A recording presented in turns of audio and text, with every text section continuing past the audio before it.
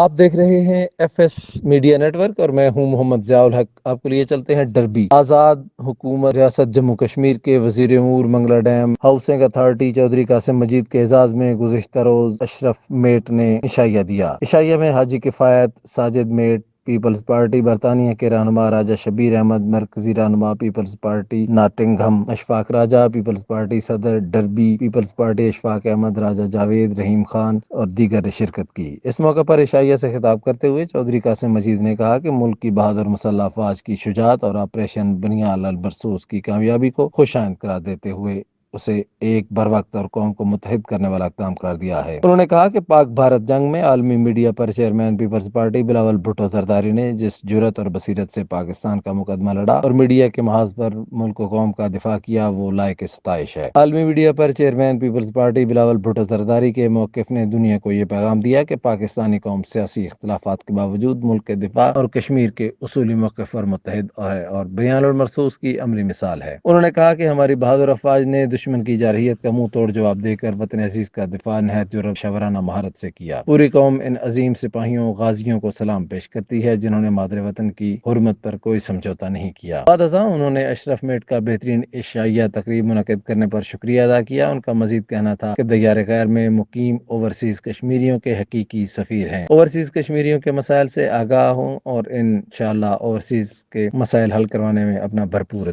کردار ادا کروں گا۔ سبسکرائب کیجیے F S media network اور دیکھتے رہیے تازہ ترین تبصرے اور